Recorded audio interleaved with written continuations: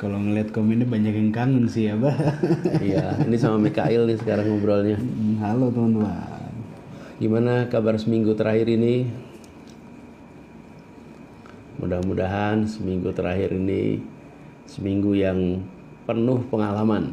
Amin. Seminggu yang jadi kesempatan untuk belajar banyak soal demokrasi. Gimana rasanya ngikutin proses demokrasi kemarin? Tapi emang iya sih, Bah. Kalau dari aku sendiri, aku juga dari 1 minggu terakhir tuh pengalamannya banyak. Teman-teman juga gitu? Banyak proses yang kita lewati. Kalau teman-teman gimana semua? Mikael diskusi sama teman-teman gimana kemarin? Pada ngikutin detail. Pada ngikutin detail. Dan apa?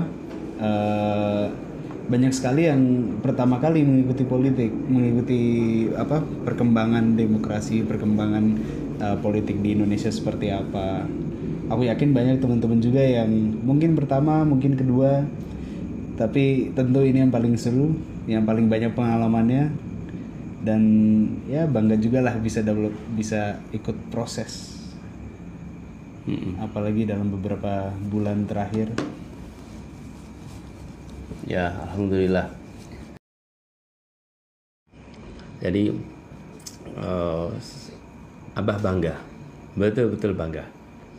Abah bangga dengan anak-anak semua yang terlibat dengan semangat yang tulus, keinginan melakukan perubahan yang serius, kerja-kerja yang nyata, walaupun nama tak terlihat, tapi karya-karyanya terasa, dan semua mengkampanyekan perubahan untuk kebaikan kita. Jadi saya betul-betul apresiasi, dan buat sebagian besar yang baru pertama kali terlibat di dalam proses politik ini, jadikan kesempatan untuk belajar, kesempatan untuk ambil pengalaman. Apa sih ambil pengalaman itu? Ambil pengalaman itu gini, semua menjalani hal yang sama, semua melewati masa kampanye, melewati masa pencoblosan. Nah, yang mengambil hikmah, yang melakukan refleksi, yang melakukan review atas yang dijalani, dia dapat pengalaman. Jadi walaupun sama-sama menjalani kampanye, tapi kalau tidak ambil refleksinya, tidak ambil hikmahnya, maka dia nggak dapat pengalaman, cuma dapatnya perjalanan. Nah, mudah-mudahan yang kemarin menjalani kegiatan kampanye, yang menjalani kegiatan ikut mendorong perubahan, ambil proses pemilu, itu ada pra pemilu, ada masa pencoblosan, dan kemudian masa penghitungan sampai penetapan. Ini adalah bagian dari demokrasi. Demokrasi bukan hanya soal pemilu. Salah satu bagian dari demokrasi itu pemilu. Jadi kita semua harus sadar bahwa demokrasi ini tidak bisa taken for granted. Apa sih maksudnya taken for granted itu? Maksudnya demokrasi itu akan otomatis berjalan dengan baik. Tidak bisa. Jadi demokrasi itu hanya bisa berjalan dengan baik kalau kita terus-menerus mengusahakannya. Kita menjaganya, karena demokrasi itu cerminan kita semua. Kalau ada yang melakukan penyimpangan, ya harus dikoreksi. Karena kalau melakukan penyimpangan dan dibiarkan, maka dia akan merusak proses yang sedang terjadi.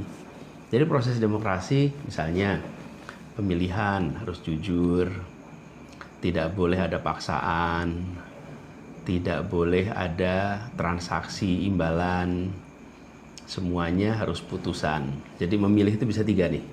Memilih karena pilihan, memilih karena atau mencoblos karena pilihan, mencoblos karena paksaan, dan mencoblos karena imbalan.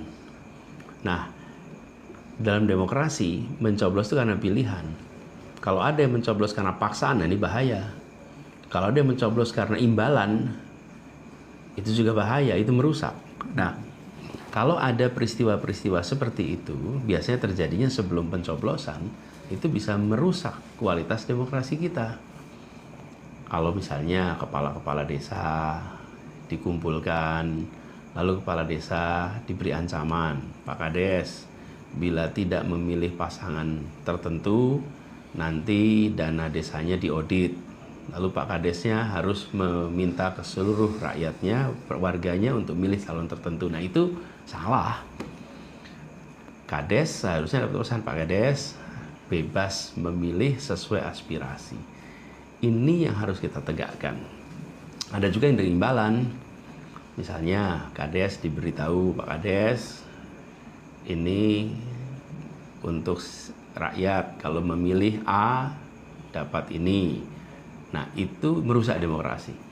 Nah ini contoh-contoh di mana proses pemilu menjadi tidak mencerminkan pilihan, tapi mencerminkan tekanan dan mencerminkan imbalan. Nah ini yang bisa mengganggu kualitas demokrasi kita. Jadi ketika tadi saya bilang demokrasi itu harus dijaga, jangan sampai ada yang melakukan penyimpangan yang bisa membuat kualitas proses pemilihan menjadi menurun karena hasilnya tidak mencerminkan keinginan rakyat, tapi mencerminkan tekanan-tekanan atau imbalan-imbalan yang diberikan. Nah, ini tanggung jawab kita bersama. Jadi kita harus sadar kalau ada yang penyimpangan begitu, laporkan Bawaslu, laporkan tim hukum supaya bisa dikoreksi, supaya sistem kita diperbaiki terus-menerus.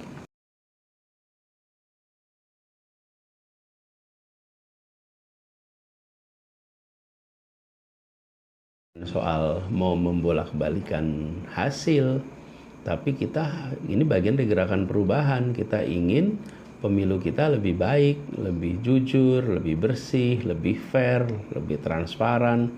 Yang ujungnya adalah kualitas demokrasi kita lebih baik. Nah, ini pemilu itu penting karena terjadi 5 tahun sekali. Pemilu itu berdampak kepada orang-orang yang diberikan kepercayaan di Dewan Perwakilan maupun kalau tahun ini di Pilpres juga. Jadi rakyat itu punya kesempatan 5 tahun sekali menentukan arah, 5 tahun sekali menentukan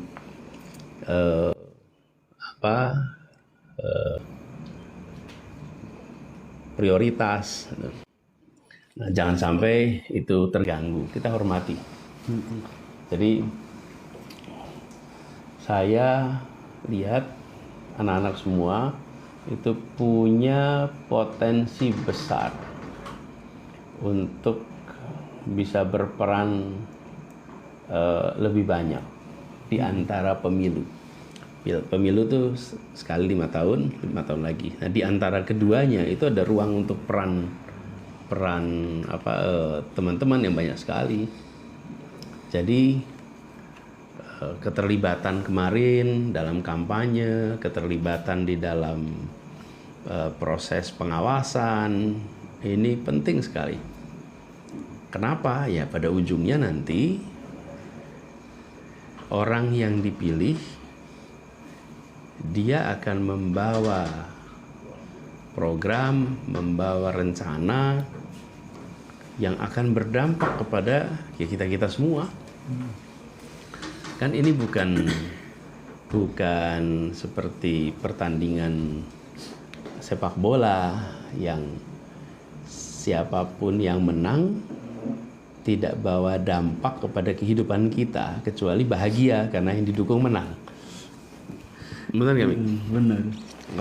Kalau dalam satu kompetisi demokrasi dampaknya pada kebijakan. Jadi kita harus serius. Iya. Dan nyambung ke yang Abah tadi bilang, kan kita bisa berpartisipasi tidak hanya 5 tahun sekali, tapi kita bisa berpartisipasi di antara 5 tahun tersebut, di mana setelah pemilu, setelah adanya calon presiden yang kepilih sebagai presiden selanjutnya, siapapun itu kita sebagai rakyat Indonesia juga punya kewajiban untuk menjaga demokrasi kan, dengan cara memastikan bahwa suara rakyat terus didengarkan, kebijakan-kebijakan yang dipilih itu memihak kepada rakyat. Kan hal-hal seperti itu juga bukan dilakukan di akhir atau di awal periode saja, itu dilakukan sepanjang bertugas. Jadi kita yang mungkin baru mulai terlibat atau yang sudah lama terlibat, kita PR-nya masih panjang ini. Kita perjuangannya tidak di sini saja teman-teman. Kita harus terus berjuang, kita harus terus menjaga demokrasi dalam Indonesia, karena kalau bukan kita siapa lagi? Asik. Ya. Bener gak Mbak? Betul. Kalau bukan kita siapa lagi? Kalau bukan sekarang, kapan lagi? Iya. Dan so get involved. Dan ya itu, tadi Abah juga udah mention kalau demokrasi nggak bisa kita taken for granted. Kita emang harus berjuang panjang. Kita proses ini panjang, tidak instan. Dan apapun yang kita usahakan, apapun yang kita perjuangkan, insya Allah nanti dijawab. Tapi kita nggak bisa menentukan kapan, kita nggak bisa expect tiba-tiba besok demokrasi sudah benar semua. Tapi jangan sampai hilang harapan juga teman-teman, karena perjuangan pasti ada jawabannya. Kayak di Indonesia juga pasti ada beberapa contoh kan Bah, dimana perjuangan tuh prosesnya panjang, dimana anak-anak muda, rakyat Indonesia sudah berjuang bergenerasi, antar generasi, memperjuangkan Indonesia. Ya. Dan ini teman-teman sekalian, jadi ketika kita sekarang menikmati demokrasi ini ya, kebebasan memilih segala, ini harus kita jaga. Ada masa di mana orang pengen punya kebebasan memilih. Waktu itu kita ada periode kita nggak bebas milih loh. Partainya cuma 3, kemudian udah diarahkan, pemilu itu seperti teater aja. Walaupun penghitungan suaranya itu benar, tapi sebelum sampai TPS udah diarahkan, ada tekanan, ada paksaan. Jadi ketika satu TPS itu waktu itu ya, partai pemerintah itu dapat suara 80%, ya ketika dihitung memang benar 80%, bukan dimanipulasi. Karena memang seorang yang datang ke situ sudah diarahkan tuh pilih 80%. Nah, jangan sampai sekarang kita sudah bebas, tapi pola-pola seperti itu muncul, karena itu mengganggu proses demokrasi kita. Itu harus kita jagain sama-sama. Dan ini prosesnya panjang, kita harus nanti sama-sama melakukan perbaikan. Kita menemukan, nanti teman-teman juga pasti mendengar banyak temuan-temuan kekurangan-kekurangan. Nah, kekurangan harus kita perbaiki biar besok kita bisa lebih baik. Lihat nih sebentar. Salam Palembang Abah. Waalaikumsalam. Nanti live TikTok bahas apa selain pemilu ya. Nanti kita ngobrol lagi yang lain. Semangat, ya terus kita semangat. Kita tunggu terus teman-teman. Ini hasil penghitungan suara KPU belum selesai. Penyelenggara pemilu itu KPU, yang menghitung suara itu KPU, yang mengumumkan hasil itu KPU. Jadi kita tunggu sampai KPU selesai menghitung. Nah, kalau udah selesai, udah diumumkan, kita pastikan bahwa prosesnya benar, akurat, sebelum ke TPS tanpa tekanan, tanpa imbalan, sehingga orang memilih sesuai dengan aspirasinya. Kemudian ketika pencoblosan sampai penghitungan total, dijaga suara dengan baik. Nah, sesudah itu hasilnya harus diterima oleh semua. Kalau ada yang bermasalah, nah di situ kita permasalahkan. Tapi kalau tidak ada yang bermasalah, ya jalan terus. Itu. Tapi kalau ada yang bermasalah harus dikoreksi, karena kalau permasalahan nggak dikoreksi, maka akan jadi problem ke depannya nantinya. Pada akhirnya suara rakyat harus dihormati, harus dipastikan tersampai, dibuatkan oleh KPU, dikumpulkan sesuai dengan aspirasi masyarakat. Masyarakat maunya apa, kita ikutin.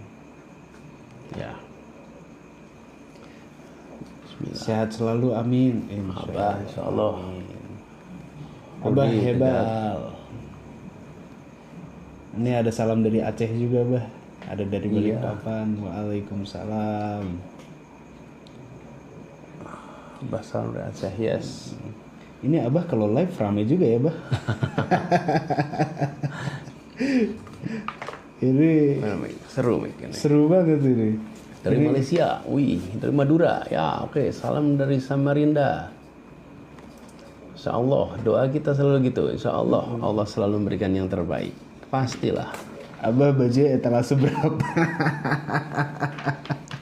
Ini gimana? Kayaknya nggak dijual ya. Ini sebetulnya bajunya ini sih baju pemberian. Tapi iya, ini wah seneng banget lihat teman-teman rame banget. Ini baju dari Mbak Dian Pelangi. Dian Pelangi. Mbak Dian Pelangi ya sih sama Abah sama Mama. Ini pas aku pertama kali lihat desain ini, dari jauh tuh aku nggak nyangka kalau ada tulisan Amin. Awalnya aku kira garis-garis hitam putih aja gitu. Keren ya.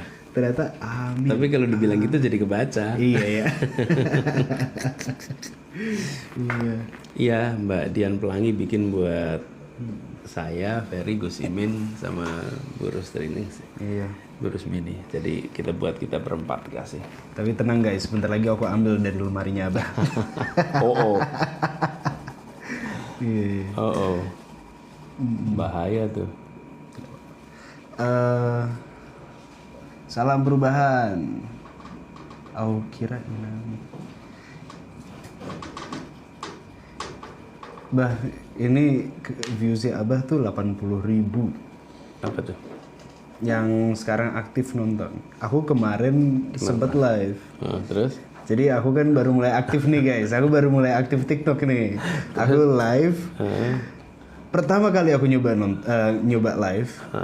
Pas pertama kali aku nggak bisa live ternyata guys. Kekurangan followers ternyata.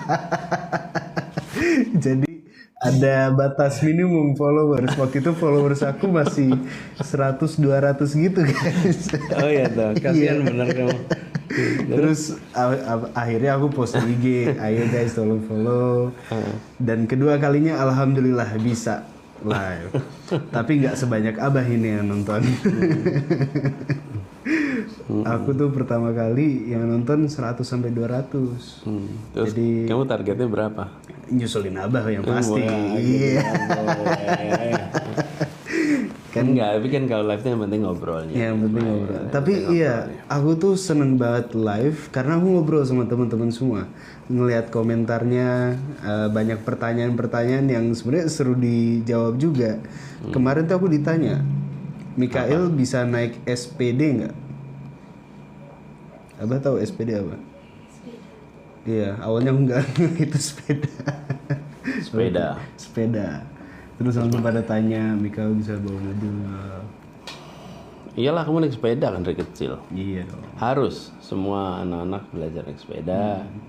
Jadi waktu itu saya bilang gini, semua harus bisa naik sepeda supaya belajar stabilitas. Karena naik sepeda itu belajar stabilitas. Kalau bisa jalan sepeda, sekali bisa naik sepeda, seumur hidup bisa naik sepeda. Dan sepeda itu punya filosofi yang unik. Aku ingat dulu tuh pas belum bisa naik sepeda, Abah siapin kita sepeda yang ada supporting wheel gitu, Roda kanan kiri. Roda kanan kiri. Jadi sepeda roda 2 ditambahin 2 roda lagi di kanan kiri. Belakangnya. Nah, setiap hari Abah tuh naikin sehingga kita tuh pada akhirnya harus balance sendiri tuh. Jadi dia didorong. Jadi mungkin sama Mikael lebih baik ya. enggak lah kalau didorong. Jadi tiga. Tapi pada akhirnya ini kita diajarin untuk pelan-pelan adaptasi sesuai kondisi. Tanpa ada roda pembantu. Tanpa ada roda pengimbangnya. Jadi bisa jalan sendiri. Pada akhirnya bisa naik sepeda. Berenang juga gitu. Bahkan dulu itu kayak Mikail segala itu boleh di apa ya, cerita nggak Yosnek? Nah, what? Jadi supaya nggak takut sama binatang, supaya tidak khawatir, dulu ini dikasih pada boleh apa beliin ini. Oh nggak tahu, belum mulai. Jadi belum mulai udah ketawa. Kamu yang cerita. Jadi waktu itu kita pergi cari hewan untuk pelihara. Sama Abah dibebasin, kita mau pilih apa terserah. Kalau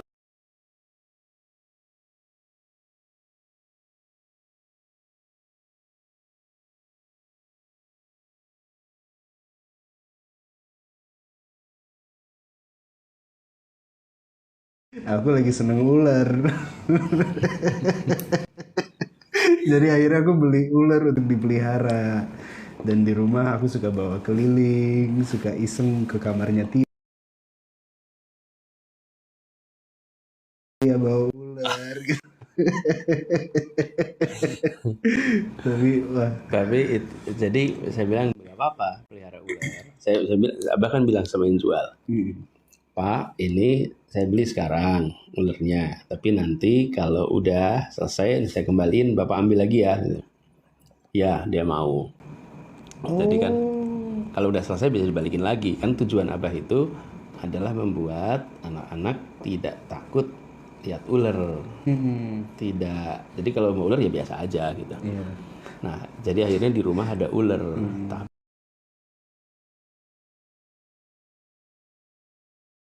Ular. Iya. Nah, udah gitu kalau acara keluarga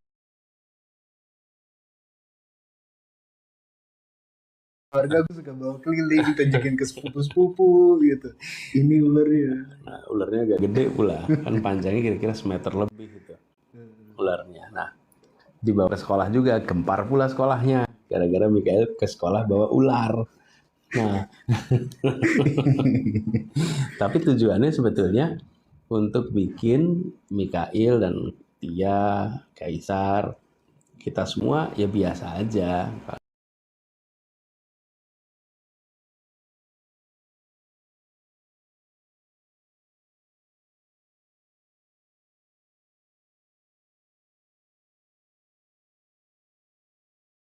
Keluar, hilang. Ketika hilang, semua orang panik.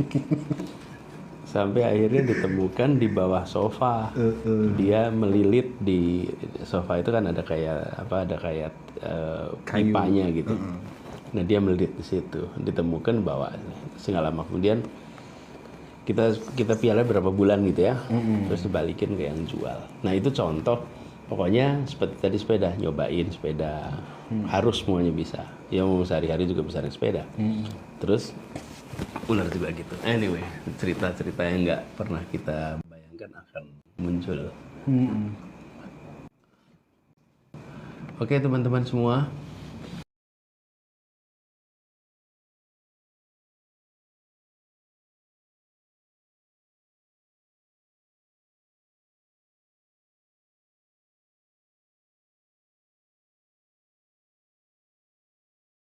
Jaga optimisme. Kita harus selalu berprasangka baik pada bangsa dan rakyat. Kenapa kemarin saya dalam kegiatan kampanye banyak berdialog, berdiskusi dengan tema-tema perubahan dengan agenda-agenda yang konkret, yang mungkin oleh sebagian dianggap tema-tema yang terlalu berat. Karena saya menghormati rakyat dan saya berprasangka baik pada rakyat. Bahwa rakyat kita ingin tahu apa yang akan dikerjakan. Dan rakyat kita menghargai ide gagasan. Dan rakyat pengen bisa memilih berdasarkan rencana yang mau dibuat, berdasarkan rekam jejak yang menjadi calon.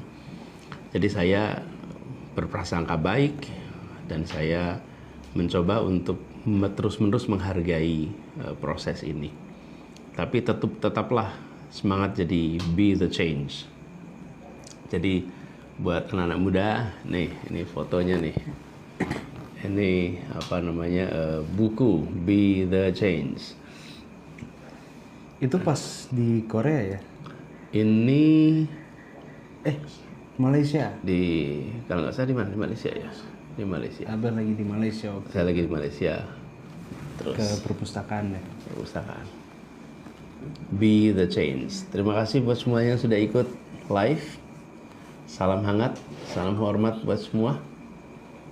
Terus ini di sini ada penonton samping nih, ikut. Tia, say hello. Masuk Halo. lagi. Gantian tuh. nimbrung live-nya Mikael sama Abah. Salam buat semuanya. Oke. Yuk, sampai ketemu ya. Benar. Bisa gini. Turun lagi, Bah. Turun lagi, Bah. Turun lagi. Coba naik. Naik aja. Alright. Oke. That's better. Lagi dong, Tia, lagi. Nah. Sip. Terima kasih semuanya. Thank you everyone. Sampai ketemu. Yuk, Assalamualaikum. Assalamualaikum. Good night. Good night. Can you turn it off? Yes, I can.